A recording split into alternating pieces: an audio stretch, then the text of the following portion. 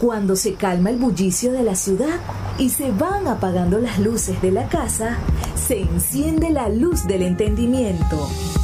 Desde este momento comienza Puerto de Libros, Librería Radiofónica, programa que contiene todos sus elementos tipo A. Puede ser escuchado por niños, niñas y adolescentes sin la supervisión de padres, madres o representantes. Comienza Puerto de Libros, Librería Radiofónica. Este programa llega a ustedes con el apoyo de Puerto de Libros, Librería de Autor. Consulta todas nuestras ofertas en nuestras redes sociales @Puerto de Libros. Sultana del Lago Editores, empresa zuliana de servicios editoriales. Conviértete en autor. Contáctalos en su página web sultanadelago.com.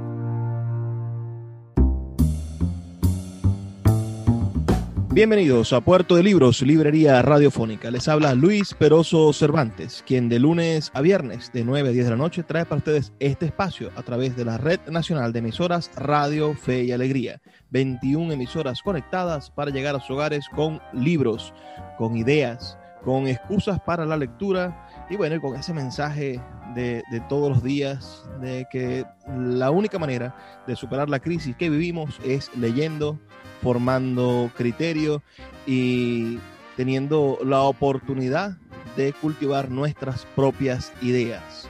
Porque las ideas son como una siembra. Usted tiene que abonar el terreno con aprendiendo a leer, tiene que después irle metiendo las semillas, que son los libros, y verá usted que dentro de poco florecerán frutos deliciosos, que son sus propias ideas, le servirán para defender a su familia, para hacer tomar buenas decisiones y hacer buenas acciones. La noche de hoy, en nuestro programa número 261, estaremos conversando con uno de mis maestros en la Escuela de Letras de la Universidad del Zulia. Yo, en los semestres que pasé en esa Escuela de Letras, estoy seguro que conocí a dos personas que cambiaron mi vida. Una, el poeta Carlos Hildemar Pérez, y el otro, el narrador y digamos estudioso de nuestros pueblos indígenas, sobre todo del pueblo añú, el maestro José Quintero Weir. Fueron las personas con las que más vi materias, a los que he seguido en proyectos fuera de la universidad, y es para mí un honor tenerlo aquí en Puerto de Libros, aunque ya nosotros, los que nos siguen desde hace tiempo, sabrán que hemos dedicado varios programas a su literatura, los hemos puesto en conferencias que han dictado y hemos hablado de ellos, pero es primera vez que tengo la oportunidad de entrevistarlo. Profesor, maestro José Quintero, tenemos al público allí pendiente. Por favor, denle un mensaje, un saludo a nuestra audiencia aquí en Puerto de Libros, Librería Radiofónica. Bueno, un saludo a todos los que escuchan este programa, que es realmente una proeza en medio de las circunstancias y las condiciones que se está habitando en Venezuela y en Maracaibo más particularmente. Un saludo a todos y bueno, espero poder decirles palabras que lleguen pues a su corazón, a cada uno de los que escuchan, a cada uno y a una de los que escuchan este programa. José Ángel Quintero Weir nació en Maracaibo el 31 de julio del año 1955. Era una Maracaibo completamente diferente a la que conocemos y la que muchos de ustedes, si han venido a visitarnos, conocen. El profesor José Quintero nació en lo que eran las afueras de Maracaibo, vivía en eso que ahora está poblado, en esta hiperciudad gigantesca, extensísima, llena de barrios uno anudado al otro, pero en ese momento salir del barrio donde usted vivía, de su sector, era casi hacer un viaje. Decía su papá, si usted como bien nos ha contado, que cuando venían al centro de la ciudad decían voy para Maracaibo. Háblenos de esa infancia casi rural, pero a las afueras de la ciudad, que después consumió como ciudad todos esos caseríos, esos sectores que eran desprovistos del bien del gobierno. Por ahí no pasaban los políticos haciendo promesas porque no había muchos votos que recoger. Cuéntenos de eso, profesor. Bueno, sí, yo nací en lo que llaman ahora, bueno, desde entonces se llamaba así, pero estaba así a las afueras de la ciudad, era prácticamente lo que llamábamos, decían el monte, pues era monte. Y era un monte fundamentalmente de cardones y cujíes. Ese era el paisaje, eran cardonales, eran cujíes y eran también un árbol que daba un fruto, el cotoperiz. Había mucho árbol de cotoperiz y de mamones. Y por supuesto también habían cabujiles y matas de mango, árboles de mango. Esa zona se llama Cañada Honda, se llama Cañada Honda. Era una zona a donde solamente había un autobús, no recuerdo, un autobús que era de madera. Ese autobús era el único que llegaba allí y llegaba un poco más arriba, porque después se fundó el barrio La Pastora, pero nosotros vivíamos más arriba que donde lo que llaman el Pedregal. Vivíamos muy cerca de un lugar que se hizo muy famoso porque era donde iban a tirar la seguridad, la seguridad nacional, sus muertos, ¿no? Los que asesinaban la dictadura, los lanzaban en esa zona que llaman la Cibucara. Todo eso era monte, era monte, y lo que habían eran pequeños atos. De hecho, mi abuelo tenía un hato que es ahora donde está en los terrenos donde está ahora la urbanización Altos de la Banega, así se llamaba el hato, Altos de la Banega. Entonces era una zona así rural, y había ese solo autobús de madera y lo conducía, me recuerdo, un señor que lo llamaban el Perrito, que vino siendo, era un gran compositor de gaitas, que tenía fundó en el Saladillo un grupo gaitero en donde mi abuelo tocaba el furro y mi abuelo José Quintero tocaba el furro, pero lo expulsaron del grupo porque un día le metió el furro por la cabeza a uno que estaba allí molestando, un borracho que estaba molestando, y mi abuelo le puso entonces el Perrito lo sacó. No me acuerdo el nombre del perrito, no lo recuerdo. Ahorita me viene a la seguro, porque Hábleme, me pasa eso, que de pronto se me olvida un nombre. Hábleme de...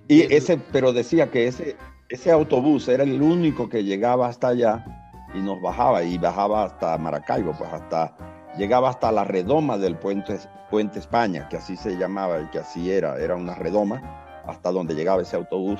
Y estaba ahí el mercado de las playitas, o estaban las playitas, y después de las playitas ya venía el malecón, pues, ¿no? Era una ciudad totalmente distinta, y por supuesto nosotros éramos del monte, pues, éramos del monte. Hábleme de su juventud, profesor. Hablamos de que usted en 1965 tenía 10 años, en 1970, comenzando la década de los 70, ya usted tiene 15 años y es un joven promisorio en el sentido en el que ha estudiado su bachillerato, está ya... Y allí comienzan a acercarse a usted las ideas políticas. La guerrilla está en pleno combate en los años 60 y en los años 70 decide bajar a las ciudades y empezar a formar cuadros, empezar a buscar jóvenes. Usted conoce en esa época a los movimientos guerrilleros y comienza a ser un pequeño o joven de esos movimientos de los guerrilleros urbanos, y por eso tengo entendido que comienza a estudiar ingeniería en vez de estudiar literatura o estudiar otras cosas. Lo mandan a estudiar desde el movimiento político, lo mandan a estudiar ingeniería porque ahí era que había que hacer la revolución en ingeniería. Cuénteme cómo comienza usted con ese mundo de la política, de la insurrección, la necesidad del cambio, de producir un cambio. ¿Cómo le llegó a sus manos? ¿Cómo hicieron para conocer, o cómo hizo José Quintero Weir para conocer ese mundo? Bueno, mira, en ese momento yo estudiaba en el Liceo Baral y en 1970, ciertamente, el partido que dirige Douglas Bravo lanza la propuesta de un encuentro o un congreso cultural. Se convoca al Congreso Cultural de Cabimas. Nosotros éramos muchachos y por supuesto estábamos muy imbuidos en los años 60, estábamos muy imbuidos de lo que estaba sucediendo en el mundo, pues la guerra de Vietnam, la guerrilla, el Che Guevara. En el 69 matan al Che Guevara y todo eso nos conmovía, pues nos impulsaba. Nosotros ya para ese momento ya yo no vivo en Cañada Honda, ya nos hemos mudado, cambiado exactamente a la calle Ayacucho, en el Saladillo. La calle Ayacucho, vivíamos ahí y había un muchacho que tenía una radio de 2 bandas, y en esa radio de 2 bandas nosotros escuchábamos los discursos de Fidel Castro, la primera y la segunda declaración de La Habana. Lo escuchábamos una y otra vez. Porque la radio cubana, Radio Habana Cuba, repetía esos 2 discursos, que realmente la segunda declaración de La Habana es uno de los discursos más extraordinarios de Fidel Castro, ¿no? A nosotros nos conmovió y nos dio muchas ideas. Pero además, en esa misma calle, bajando, casi llegando a la calle Ciencias, vivió unos hermanos que también eran guerrilleros, eran los hermanos Botín y Marín. Ambos murieron, Federico y Rafael.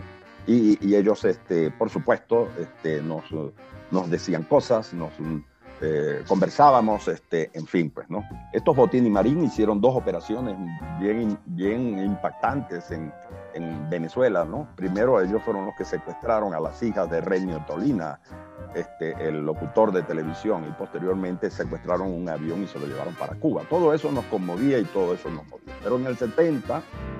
Escuchas Puerto de Libros con el poeta Luis Peroso Cervantes. Síguenos en Twitter e Instagram como @Librería Radio. No busques más. Infinity Network te ofrece la mejor opción para conectar tu casa o lugar de trabajo a la internet hiperveloz. La internet del futuro que puedes disfrutar ahora.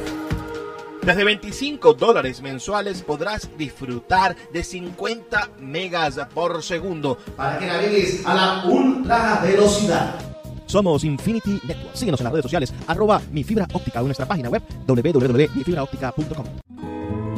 El poeta Luis Peroso Cervantes le acompaña en Puerto de Libros, Librería Radiofónica, por Radio Fe y Alegría, con todas las voces.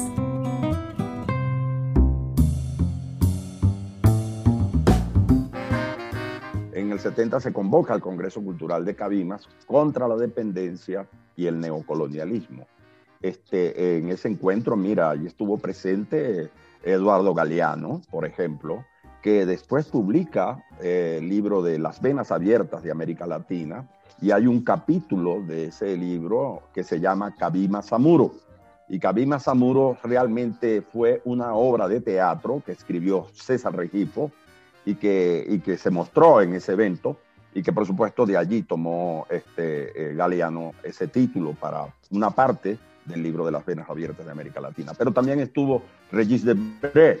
Regis Debray acababa de salir en libertad en Bolivia, lo habían liberado después que lo capturaron cuando mataron al Che. Es decir, cuando capturan al Che y capturan también a Livia Gouverneur, no me acuerdo bien, una muchacha, no me acuerdo los nombres, se me están yendo. Pero estuvo Regis Debray en ese encuentro. En ese encuentro participó mucha gente, y ese encuentro, ese congreso, pues abrió las puertas a la participación fue una de las acciones, uno de los movimientos creados por Douglas Bravo, en el momento en que ya la guerrilla venezolana toma la decisión de bajar a la ciudad. Acá en Maracaibo, en el sur, y yo digo acá como si yo estuviera en Maracaibo, pero bueno, en Maracaibo sí hubo varios guerrilleros, entre ellos Ali Gómez. Ali Gómez va a quedarse en la región del Zulia, coordinando y creando células de trabajo, en donde ya ahí sí me incorporo yo, siendo apenas, estaba yo como en 5º año de bachillerato, no había salido todavía del Liceo Baral, pero en el Liceo Baral pues abundaban las discusiones, y abundaban pues, el Liceo Baral era uno de los liceos, es decir, tal vez el liceo más importante junto a Ludón Pérez, que siempre teníamos ese conflicto, Ludón Pérez y Baral, pero en el Baral pues había un movimiento y muchos movimientos de ideas, por supuesto, de izquierda, enfrentadas con los representantes de los partidos tradicionales, Acción Democrática, COPEI. Entonces allí había mucha proximidad. Me incorporo realmente en el 70, por la participación que tuve, asistí pues a todos los debates que pude en Cabimas durante ese encuentro, y posteriormente ya entro en relación a partir de esta relación con este compañero Ali Gómez. Ali Gómez fue un guerrillero que terminó muriendo en Nicaragua, combatiendo contra la Contra, porque ya habían triunfado la revolución en contra de Somoza. Y Ali Gómez, puedo recomendar un libro que él escribe, que se llama Relatos de un ñángara, algo así como Relatos de un ñángara, que es realmente un testimonio de todo su trabajo político y de la guerrilla, tanto en la guerrilla como en la ciudad, formando, pues, ¿no? Y él habla mucho de su estancia en Maracaibo, hace chistes de lo que era nuestra participación y de cómo se fueron formando las células en Maracaibo, y menciona a los que estábamos allí, con nuestros seudónimos, que en ese tiempo pues cada quien tenía su seudónimo. Y las primeras actividades que yo hice, que me pusieron a hacer, era visitar a los presos políticos que estaban en la cárcel de Maracaibo, especialmente a un compañero campesino llamado Felipe Rojas, que era el que yo visitaba. Pero yo ahí conocí, en la cárcel, visitando a los presos, conocí al esposo de Lida Franco, José Zavala, que estaba allí preso, al mismo Jorge Rodríguez estuvo allí preso en la cárcel de Maracaibo, y los veía todos los domingos porque esa era mi tarea, ir a visitarlos, atenderlos en lo que ellos necesitaran. Recuerdo que lo que más me pedían eran discos para escuchar música, porque ellos tenían un tocadiscos de baterías, y ahí en el pabellón donde estaban presos, pues ponían música, y yo les llevaba discos, qué sé yo, de Ali Primera, discos de Mercedes Sosa, en fin, porque yo trabajaba, estudiaba y trabajaba vendiendo discos, en una tienda que se llamaba La Confianza, era una disquera, y trabajaba yo ahí, vendiendo discos o siendo el dependiente del dueño de ese negocio, pues, ¿no? Entonces por ahí arranqué, pues, por ahí arrancó mi participación, y posteriormente eso fue aumentando, pues, eso fue, y sí, inicié ingeniería, pero hubo otra, en ese momento entonces se planteó la necesidad de ir a los barrios, a las comunidades, y formar movimiento social. Y a mí me tocó irme al barrio Raúl Leoni, donde se suponía que era el barrio más aguerrido, zona roja, porque había mucha delincuencia, pero yo ahí empecé a trabajar como maestro, dando clases, enseñando a leer y a escribir en unas escuelitas que creamos, que se llamaban Escuelitas Populares de la Cultura. Y con esa experiencia, pues, empezamos a organizar movimientos culturales, específicamente con los jóvenes, y creamos lo que se llamó el Frente Popular de Cultura. Eso me permitió conocer a artistas como Ángel Peña, Edgar Queipo, Alexis Fernández, César Chirinos, que tenían otro grupo, que era el Grupo Guillo, y que de alguna manera entramos en conexión.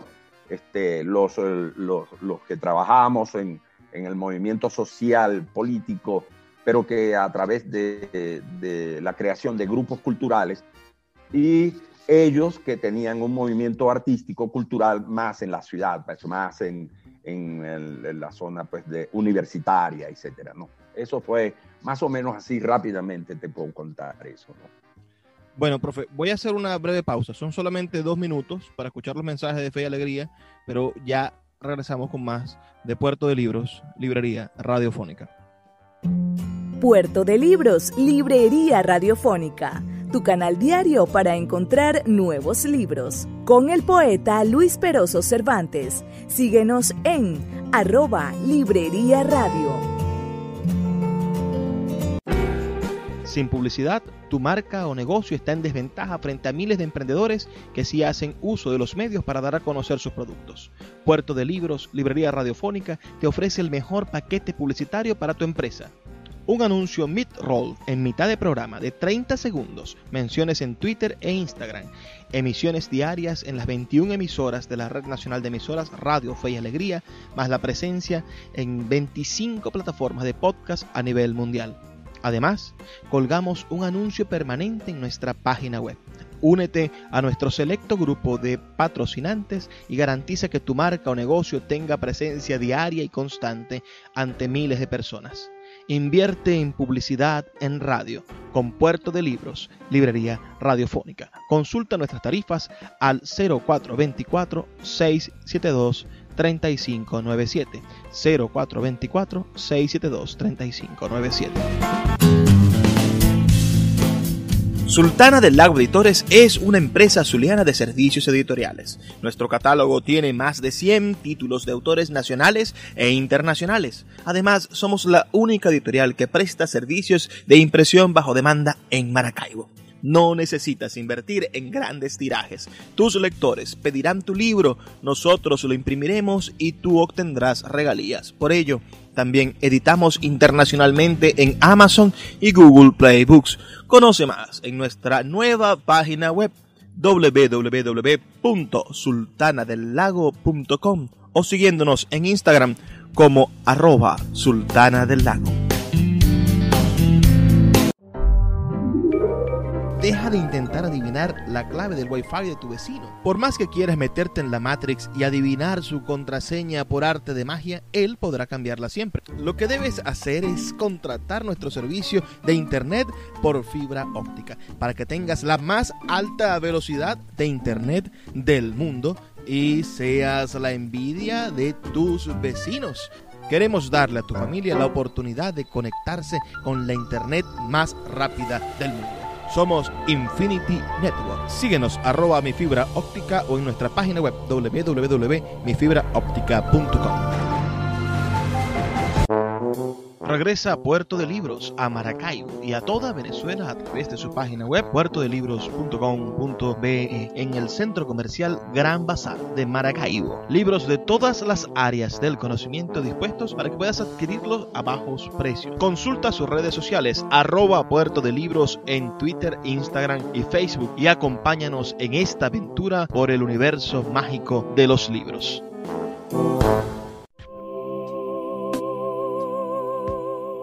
Si te gusta nuestro programa, puedes apoyarlo con un pequeño aporte mensual de $2. Un acto de micromecenazgo puede mantener en línea nuestro programa a través de nuestras plataformas virtuales y de la Red Nacional de Emisoras Radio Fe y Alegría. Sé parte de la manera en la que transformamos la realidad y el pensamiento a través de la literatura. Apóyanos para seguir llevando a tus hogares Puerto de Libros, Librería Radiofónica. Más información al 0424-672-3597. El poeta Luis Peroso Cervantes le acompaña en Puerto de Libros, Librería Radiofónica, por Radio Fe y Alegría, con todas las voces.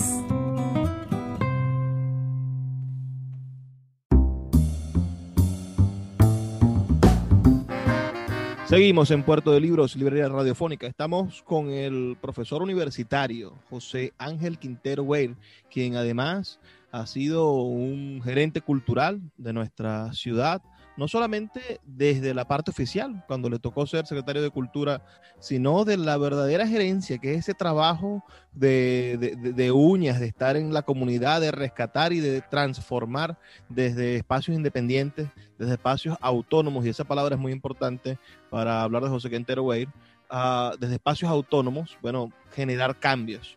José Quintero nos estuvo comentando en el segmento anterior que participó junto a los artistas del Grupo Guillo, quienes tuvieron una editorial en una revista.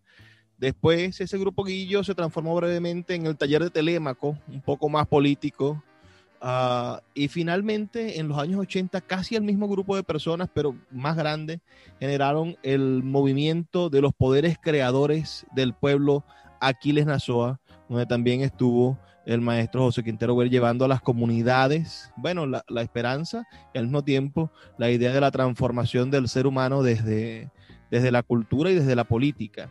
Ahora, yo me pregunto, profesor, me gustaría que usted nos contara esa historia de aquellos cuentos infantiles que escribió para los niños, para enseñarles a leer, y la decisión de estudiar letras. Es decir, cómo abandonar ingeniería, usted me dijo que había decidido ir al monte.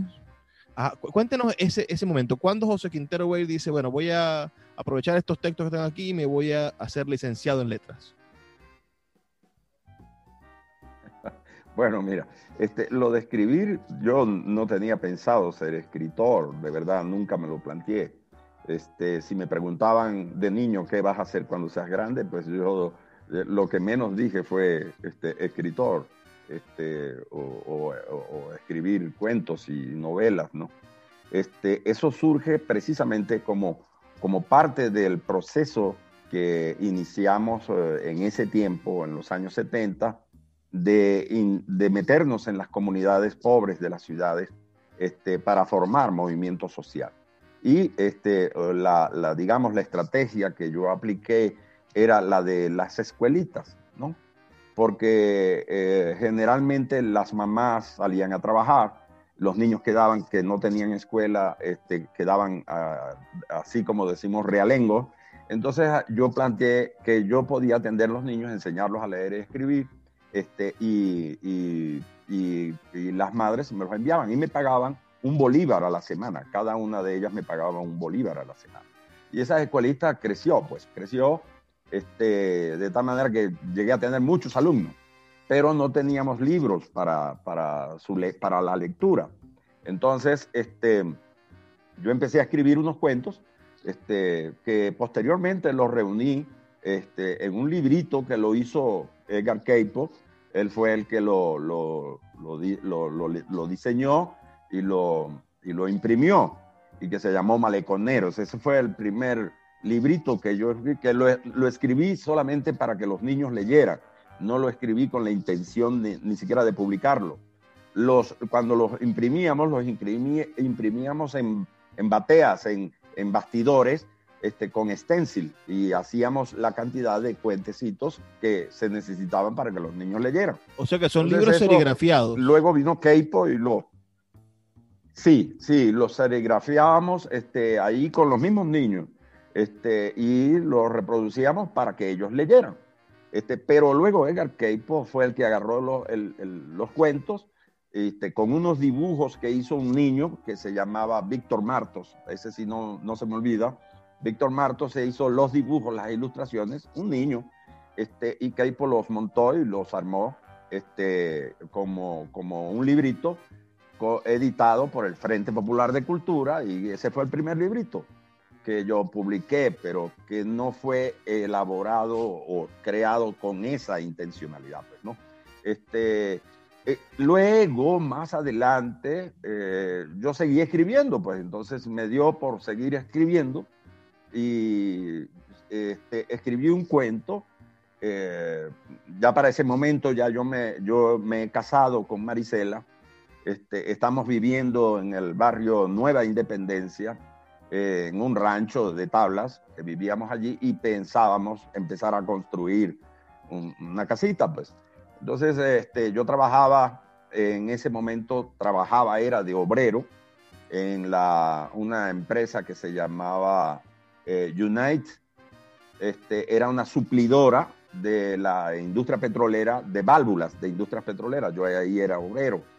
Entonces ahí me pagaban 25 bolívares diarios, no se me olvida. Y hice un cuento dedicado a quien en ese momento era el padre de Tito Núñez. Lo llamaban el viejo conde. Era un señor ya mayor, estaba ciego y había sido marino. Y la tarea que le habían dejado cuando quedó ciego era cuidar un barco que estaba anclado. Entonces yo escribí un cuento que se llamaba El viejo conde y el barco anclado. Y Marisela me hizo meterlo en un concurso de cuentos de la Dirección de Cultura de la Universidad del Zulia y ganamos el premio. Entonces, al ganar el premio, pues entonces dije, bueno, la cosa es en serio.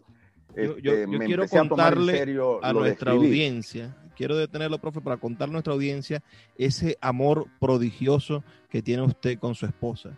Yo no he visto una mirada tan noble y de tanta entrega y pasión como la que usted le ofrece a su amada esposa y con la que ella le devuelve, porque es como si se conociesen desde niños, y el matrimonio solamente hubiese sido un paso más para permanecer la vida juntos, ¿no? Es decir, esa trampa que hicieron para estar todo el tiempo juntos.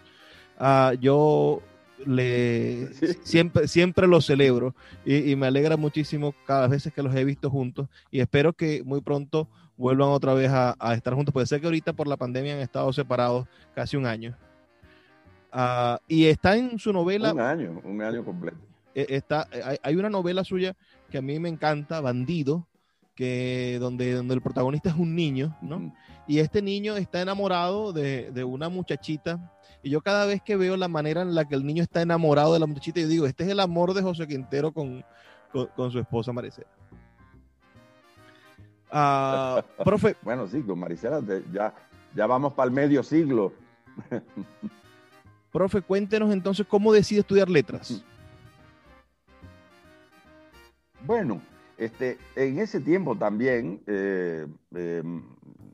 un gran amigo, eterno amigo y compadre, porque es el padrino de mi hija, Enrique Arenas Capielo. Él me visitaba mucho, ¿no? Y conversábamos y él me corregía, me decía cosas sobre la literatura. Entonces yo entendí que eso de escribir tenía su seriedad, tenía su profundidad. Y cuando ya yo tomé la decisión de ya no quise seguir trabajando de obrero, y dije, no, necesito volver a la universidad, porque yo había abandonado la universidad. Tuve como 7, 8 años sin estudiar en la universidad. Me reincorporé a la universidad, pero entonces ya no pude volver a ingeniería porque definitivamente ya no tenía nada que ver con eso, pues, ¿no? Tenía que ver más bien con esto de la literatura. Enrique me llevó muchos libros para leer, me daba textos, narradores, leí por primera vez a Juan Rulfo, leí por primera vez a autores que Enrique me llevaba, a William Faulkner y al mismo Hemingway, a esos autores que él decía, léete esto. Orientó mucho mi lectura y mi formación a nivel de la literatura, Enrique Arenas. Entonces ya ahí sí dije, me voy a la escuela de letras y empecé a estudiar letras, ya escribiendo, porque después yo escribía cuentos y yo los iba uniendo, y un día llegó César Chirinos y me pidió eso. Yo escribía a máquina, no había eso de las computadoras, fue después. Yo escribía a máquina, escribía a mano y luego los pasaba a máquina. Y tenía yo mis textos allí. reunidos en un bloque que yo llamaba Los Andantes. Y César se los llevó, me dijo, permíteme leerlos, y él se los llevó. Pero en verdad César los llevó fue a Caracas, a Fundarte. Y de pronto fue que me llegó el mismo César para decirme, mira, te van a publicar esto. Y ciertamente lo publicaron, no me acuerdo en qué año, creo que fue en el 81. Y lo publicaron como una novela, aun cuando yo los había escrito como 12 cuentos totalmente separados, pero unidos por un solo personaje que era Camboy. Camboy fue un personaje, una persona, un viejo que yo conocí en el barrio, y que yo le tuve mucho cariño. Él era muy popular en la comunidad. Y entonces ese personaje va paseando por todos los otros cuentos. Entonces, por eso, por ese detalle, la gente de Fundarte creyó que se trataba de una novela, pero realmente yo los escribí como 12 cuentos separados. Ese es Los Andantes. Lo publicaron así. Los Andantes, publicado en el 82. Los Andantes, sí. Por Fundarte. Tienen 99 páginas. Exacto, sí. Sí, ese es el libro. Y entonces ya ahí sí me tomé más en serio la labor de escritor, la labor de escribir cuentos. 10 años novelas. Después, profesor, publica Aksuduara. Y me dediqué más. En el 93 se publica Aksuduara. Eso fue después de Los Andantes yo escribí otro texto que permanece inédito. Ese libro no ha sido publicado nunca. Se llama Pobladores y es toda mi experiencia oral con los viejos de los barrios en los que yo trabajaba. Yo en los barrios trabajaba, era como político prácticamente, pero armando escuelas, formando grupos culturales, grupos de teatro. Yo me puse a escribir y para formar un grupo de teatro, que lo hicimos en el barrio Raúl Leoni, se llamó el Grupo Gran Colombia. Incluso tuve que escribir las obras de teatro, ¿no? Montamos otras obras de otros autores, pero decidimos montar nuestras propias obras. Y entonces yo escribí una obra y la montábamos en la universidad, en la Facultad de Humanidades y en la Facultad de Ingeniería también. Y me tomé en serio lo de escribir realmente ya, y escribí ese libro que se llamó Pobladores. Ese está inédito, y es un texto que yo quise hacer, pero prácticamente un registro de la oralidad de los ancianos y ancianas con las que yo conversaba, sus historias, las historias que ellos me contaban. Las fui plasmando, pero con su propia palabra y con su propio, incluso buscando el mismo tono de voz, de la manera en que pronunciaban, etc. Esa novela la iba a publicar Monte Ávila. Estaba en ese tiempo como director de Monte Ávila, uno que era de Maracaibo, pero se me olvidó su nombre también. Néstor Leal. Él murió. Y él me dijo... ¿Ah? Néstor Leal, ¿será? Era Leal. Néstor Leal. Escuchas Puerto de Libros con el poeta Luis Peroso Cervantes. Síguenos en Twitter e Instagram como @Librería Radio. El poeta Luis Peroso Cervantes le acompaña en Puerto de Libros, Librería Radiofónica, por Radio Fe y Alegría, con todas las voces.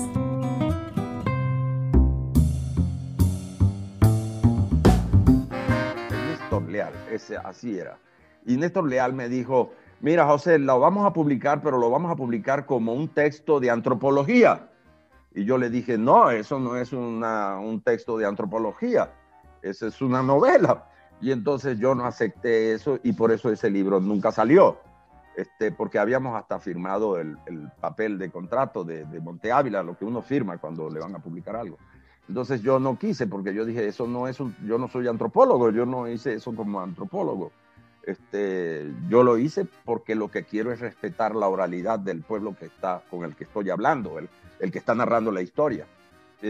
Y así quedó, y ese libro está allí guardado, lo tiene Marisela, y no se ha publicado nunca. Sí escribí Aksuduara, porque ya entonces empiezo a unir lo que es lo que yo estoy narrando y lo que yo soy, porque ya para ese momento yo empiezo a buscar mis antepasados, pues, ¿no?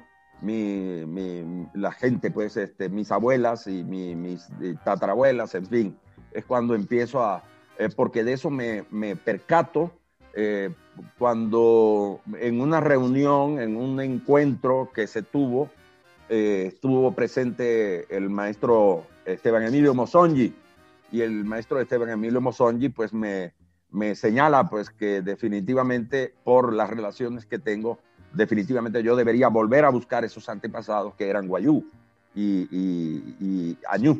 Entonces es cuando me dedico a eso, y Axuduara, que es una palabra Añú, se trata de un lugar en donde se hacían intercambios, donde los Añú hacían intercambios con los barí que bajaban de la Sierra de Perijá hacia la zona del río Catatumbo, y con los Wayuu, y incluso con los Yucpas, ¿no? Hacían intercambios.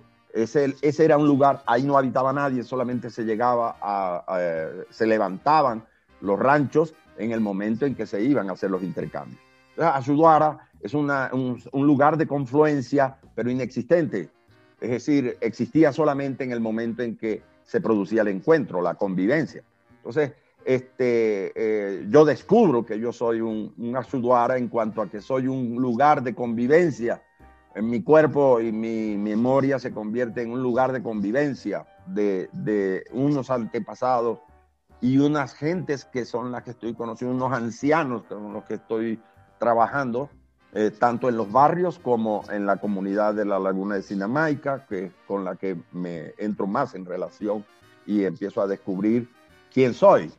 Y Axuduara viene haciendo eso, es una memoria en donde lo que hago es recoger las apariciones y desapariciones, los encuentros y los desencuentros de pueblos que están y que nos habitan a nosotros, nos habitan a todos nosotros.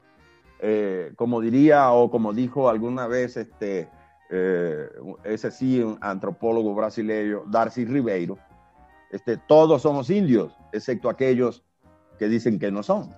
Entonces, eso yo lo he asumido y lo escribo allí en Axuduara. Axuduara la envié yo al premio Miguel Otero Silva, que daba Planeta, y no ganamos. Me recuerdo que en esa oportunidad ganó una compañera de Oriente, no me acuerdo su nombre, Dios mío, se me están olvidando. Creo que es Milagros Mata Gil. Pero ella ganó, pero esa, Milagros Mata Gil, ella ganó ahí el premio, pero a mí me dieron la nominación, y que el premio era la publicación, la edición de la novela. Y lo publicó Planeta, pero eso fue como en el 91. En el 93. Bandido es ya, por ahí. Qué bueno que me corrijas porque se me va la fecha, se me va la hora. En 1994, al año siguiente, publica usted Arostomba, que es otra novela bastante interesante, y donde el protagonista es un indígena que va a un congreso de especialistas en lenguas indígenas, en asuntos indígenas, a corregir las barbaridades que están diciendo. ¿Cómo nace esa novela? Sí, bueno, esa novela es dedicada a Manuel Arostomba. Manuel Arostomba fue un barí del cual nos hicimos muy amigos, de él y de su familia y de la comunidad a la que pertenecía, que es la comunidad Bacup Barí. En la comunidad Bacup Barí yo escuché muchas historias de los ancianos contándome todo lo que fue o todo lo que ha sido su lucha por la defensa de sus territorios, y específicamente contra las compañías petroleras que en ese tiempo estaban en los años, a comienzos del siglo, estaban invadiendo pues territorio barí buscando petróleo. Toda esa historia me la contaron y es lo que está allí. Ahora, Manuel es un luchador contemporáneo que ciertamente llega a la Facultad de Ciencias. Eso yo lo narro allí y es real. Pues eso es una cosa que sucedió. Se está dando un encuentro. Manuel llega a ese encuentro. Se llamaba así, Problemática de los Pueblos Indígenas en el Zulia. Así se llamó el encuentro que se estaba efectuando en la Facultad Experimental de Ciencias. Y Manuel llegó ese día buscando apoyo para una lucha porque un hacendado de nombre Rincón, apellido Rincón, porque venía siendo primo hermano de la que en ese momento era rectora de la universidad, que era Imelda Rincón de Maldonado, o vicerrectora académica. Era vicerrectora, después fue rectora. Pero ella era prima hermana de él. Y entonces Manuel llegó a denunciar lo que estaba pasando con este hacendado. Nosotros nos metimos allí y por supuesto también se dio la discusión de que efectivamente allí quienes estaban hablando y quienes decían cosas no estaban diciendo todo lo que era, pues. Y llegó Manuel porque él llegó a la ciudad y preguntó cómo llegar a la universidad, porque tenían ese problema y querían buscar apoyo, solidaridad de los estudiantes, en fin. Entonces le dijeron, no, tienes que ir a la universidad, ahí están esos estudiantes que sí te pueden ayudar. Entonces llegó y lo acompañamos ciertamente en esa lucha, publicando un remitido. Esto es importante. Un remitido que redactamos señalando con nombre y apellido al hacendado que les había tumbado sus siembras, que les tumbó sus plátanos, etcétera, para ampliar él sus potreros, siendo que esa era tierra de este grupo Barí, el señor Rincón y lo publicamos porque Enrique Arenas le pidió a cada profesor un aporte para pagar nosotros en Panorama la publicación de ese remitido. Y ese remitido salió el día 12 de octubre, exactamente, publicado y generó, pues, el remitido lo publica incluso, lo firma incluso Imelda, que después me enteré que había tenido problemas porque el hacendado era su primo hermano. Pero el asunto fue que los Barí ganaron esa batalla, les devolvieron sus tierras y desde entonces nos hicimos grandes amigos. Y Manuel pues era un asiduo visitante de mi casa y lamentablemente murió en Santa Cruz de Mara, lo atropelló un camión. Un carro, no se sabe qué carro fue el que lo atropelló porque fue en la noche y murió. Y yo escribí esa historia colocándolo a él como el protagonista, porque en verdad él era un luchador social, aun cuando el personaje se está refiriendo a una época o a un tiempo anterior, a un tiempo antes de que Manuel incluso naciera. Pero en todo caso, lo coloqué, tomé su nombre para colocarlo como el personaje principal de esa historia, de esa novela. Y que sí, esa novela la publicó la Dirección de Cultura de la Universidad del Zulia y la Secretaría de Cultura, porque que recuerdo que es una colección que hicimos conjuntamente cuando yo fui secretario de Cultura por un año. Por un año no solamente fui secretario de Cultura del Estado y lo hice, acepté eso, porque me lo pidió la doctora Lolita Nillar de Castro, a quien era una persona a la que yo respetaba y respeto, porque era una mujer realmente honesta. Sí ha habido un gobernador en ese estado realmente honesto, ha sido Lolita Nillar de Castro, Bandido, porque era realmente impenetrable en cuanto a eso, ¿no? Su novela Bandido. En cuanto a la corrupción y a la cosa, ¿no?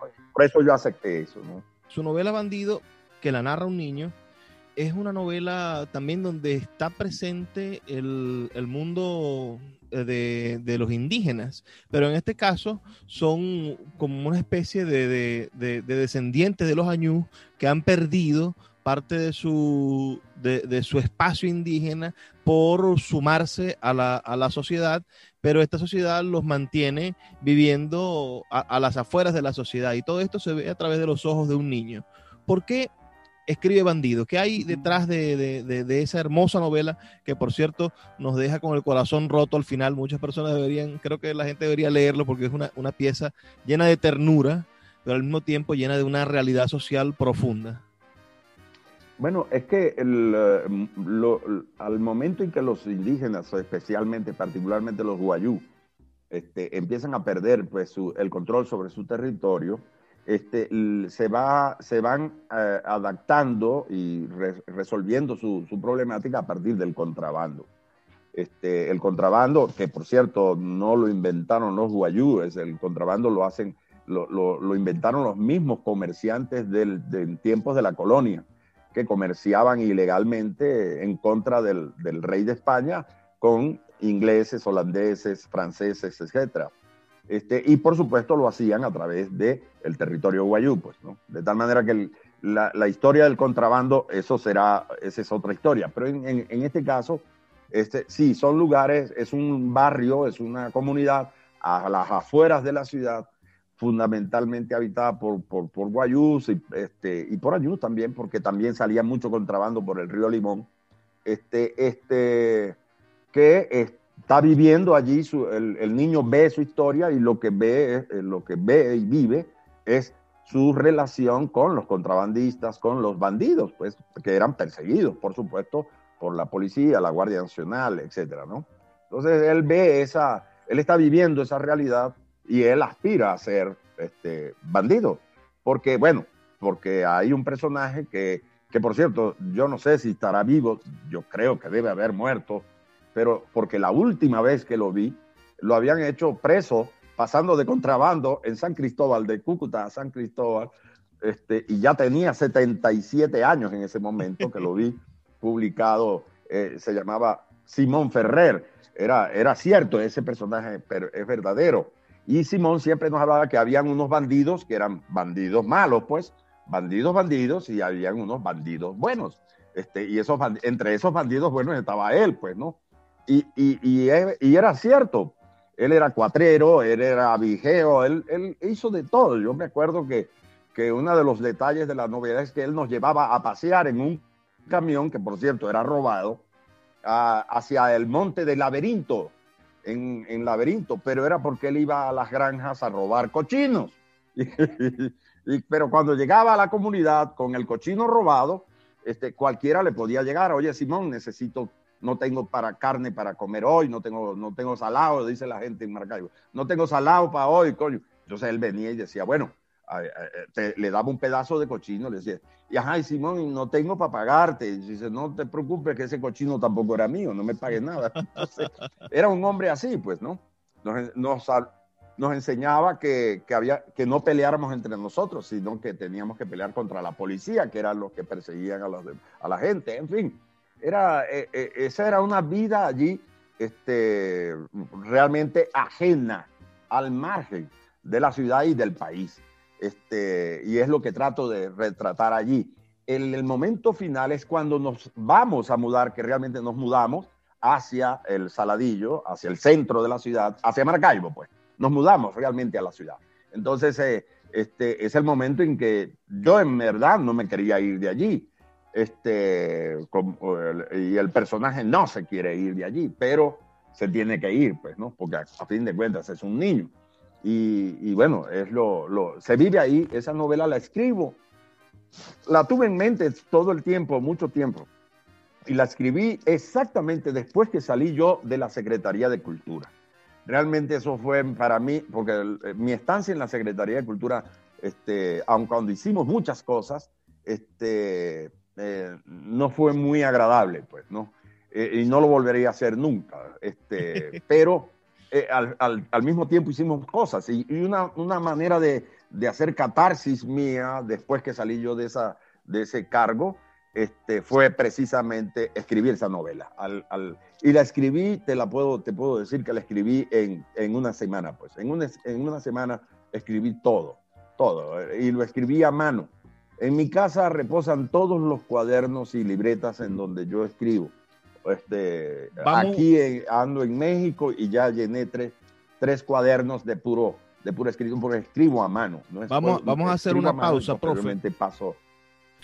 Porque el tiempo de este programa ya se ha terminado. Pero vamos a seguir con esta entrevista el día de mañana. Nosotros vamos a continuar grabándola, pero ustedes van a seguir escuchándola el día de mañana por aquí, por nuestra Red Nacional de Emisoras Radio Fe y Alegría. Por favor, déjenos sus comentarios al 0424-672-3597 con nuestras redes sociales @Librería Radio en Twitter y en Instagram. Nos escuchamos el día de mañana. Por favor, sean felices, lean poesía.